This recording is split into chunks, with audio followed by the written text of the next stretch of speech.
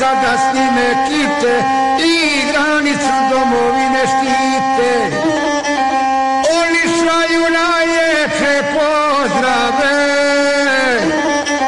poglavniku Hrvatske države.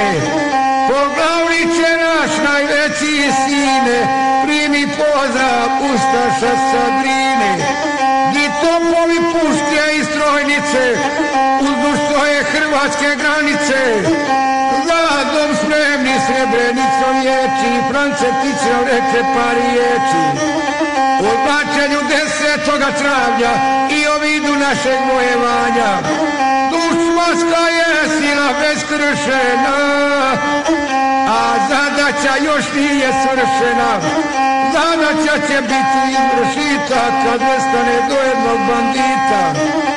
Sad Hrvatska pozivljena smati da dademo što možemo dati.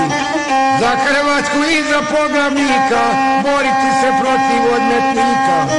Za slobodu Hrvatske na grude, za dom spremni neka svaki bude.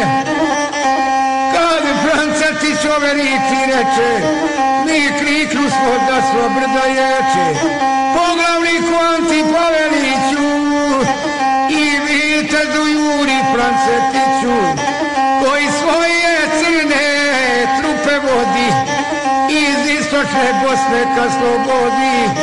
Paradu smo tada napravili, da smo tute na terenu bili, a to biše ljepše nego u gradu,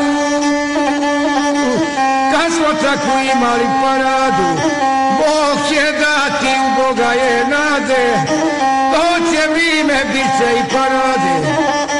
Ta satnija prva Sudarova imala je priliči talova, 100 je u borbi pobila i 4 živa zarobila, a Mamić je na livome krinu nagazio na njihovu silu.